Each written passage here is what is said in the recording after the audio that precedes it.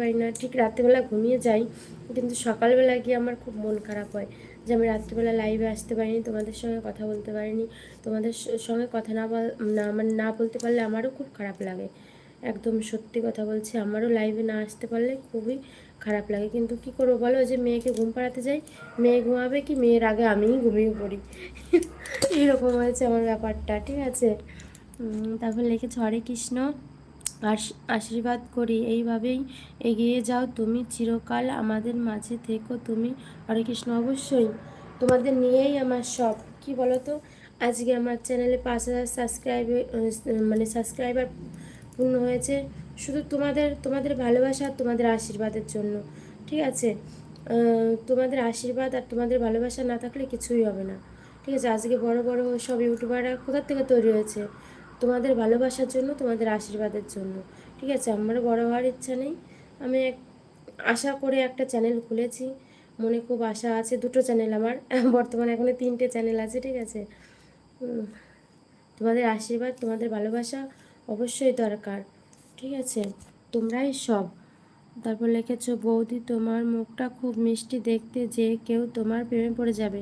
না গো ভাই, প্রেমে টেমে পড়ো না, ঠিক আছে। তারপর লিখেছো এতে কি হয়, লাইফটা খুব খারাপ হয়ে যায়। লিখেছো তো কটা দিন পর দেখলাম, খুব ভালো লাগে। তারপর লিখেছো লাস্টের সানি কমেন্ট করছে এতে কি হয়, লাইফটা খুব খারাপ হয়ে যায়। কি বলতো, লাইফটা এমন একটা কি, হ্যাঁ রেগুলার মানে প্রত্যেক দিনই করার দরকার, কিন্তু কি বলতো পরিস্থিতি এমন এসে যায় না, পরিস্থিতি এমন তৈরি হয় যে মানে ইচ্ছা থাকলেও অনেক সময় করে না। যেমন দুপুরবেলা আমি একবার এসেছিলাম, জানো তো, দুপুরবেলা এসেছিলাম লাইভে, আমার পুচুটা কী করেছে, ও আবার পটি করেছে, ওকে চুচু করানোর পরে প্যান্ট পরানো হয়নি, ও লাইভে চলে এসেছে। আমি জানি কপিরাইট চলে আসবে, ওটা আমার ডিলিট করতে হলো। আমি এখনও পর্যন্ত আমার চ্যানেলে কোনো ভিডিও আমি ডিলিট করিনি, ঠিক আছে, কোনো কিছু ডিলিট করিনি, কিন্তু ওটা করতে হলো। আমি জানি যে একদম 100% এটা কপিরাইট দিয়ে দেবে। আমি কি করব, দিশে পিষে না পেয়ে লাইভটা আমি মনে হয় কত 6 থেকে 7 মিনিট চালিয়েছি, দিয়ে আমি সঙ্গে সঙ্গে সেটাকে আবার ডিলিট করে দিয়েছি।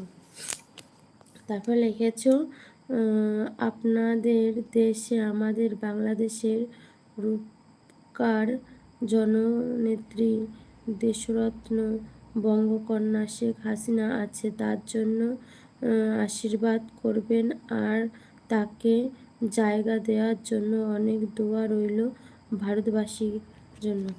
হ্যাঁ, কি বলো তো, কি বলবো এটা নিয়ে আমি, কি বলবো। অবশ্যই আর আমি একটা কথা বলি, আমি মন থেকে বলছি, হাসিনা ওনাকে আমার খুব খুব ভালো লাগে, ঠিক আছে।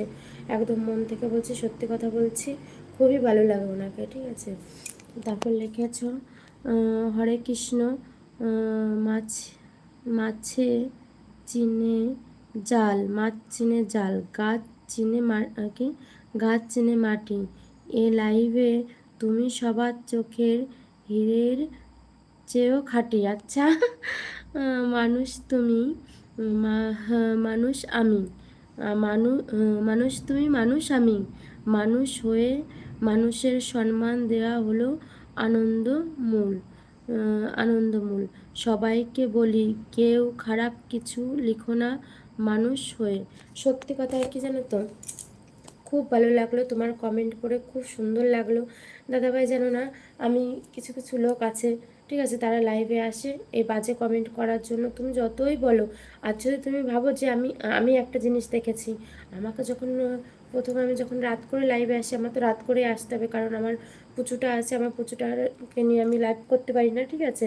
ও ভাবে কি, ওকে ঘুম টুম পাড়িয়ে দিয়ে তারপরে একবার লাইভে আসবো। এবার আমারও একটু রাত হয়ে যায়, রাত হয়ে গেলে কি অনেক বাজে কমেন্ট করে, ঠিক আছে। এবার আমি কি মনে করি, হয়তো আমি রাত্রেবেলায় আসি, বেশি রাত হয়ে যায়, তার জন্য আমাকে বাজে কমেন্ট করে। কিন্তু না, একদমই না। দিনের বেলা লাইভে আসলেও, সকালবেলা, ইনফ্যাক্ট দুপুরবেলা আসলেও সেই বাজে কমেন্টের শিকার আমি হই, ঠিক আছে। ওইটা নিয়ে ওই জন্য আমি এখনও ভাবি না, বাজে কমেন্টের বেশি পাত্তা দিই না, কারণ জানি কিছু কিছু মানুষের স্বভাবটাই ঠিক ওই রকম। তারা দিনের বেলা হোক, সকালবেলা হোক, রাত্রেবেলা হোক, তুমি যে টাইমে আসবে সেই টাইমে এসে তোমার চ্যানেলে এসে বাজে কমেন্ট করবে। ওর জন্য